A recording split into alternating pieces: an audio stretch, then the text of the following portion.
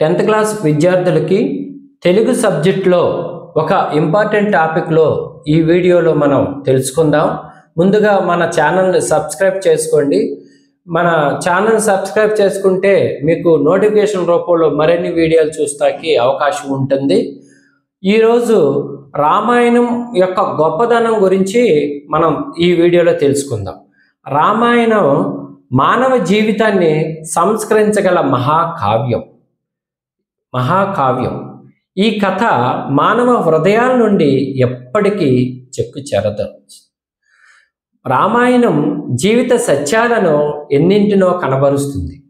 రామాయణంలో అమ్మా నాన్నల అనురాగం, పుత్రుల అభిమానం, అన్నదమ్ముల అనుబంధం, భార్యాభర్తల సంబంధం, గురుమూర్తి శక్తి, శిష్యానురక్తి, స్నేహ ఫలం, ధర్మ ఫలం, వినయంతో పెరగటం, వివేకంతో ఎదగటం, జీవకారుణ్య భావన, ప్రకృతి లాలన వంటి జీవితానికి ఉపయోగపడేవి ఎన్నో కనపడతాయి. అందుకనే చిన్నప్పటి నుంచి రామాయణాన్ని చదవాలని మన పూర్వీకులు చెప్పారు. వెనకటి రోజుల్లో అమ్మమ్మ తాతయ్యలు ఒళ్ళో కూర్చోబెట్టుకుని చెప్పేవాళ్ళు. ఈ రోజుల్లో ఎవరూ లేక పిల్లలందరూ కూడా పుస్తకాల మీద పడాల్సి వస్తుంది, పుస్తకాల్లో చదవాల్సి వస్తుంది. రామాయణాన్ని చదవటం అంటే జీవితాన్ని చదవటమే.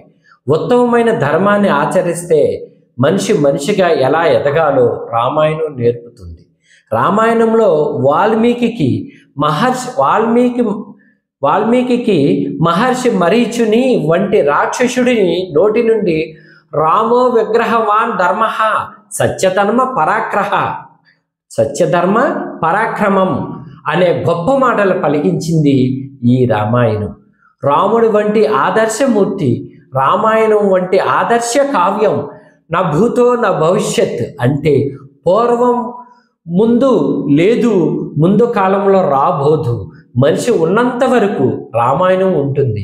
రామాయణం ప్రపంచ సాహిత్యంలోనే ఆది కావ్యం.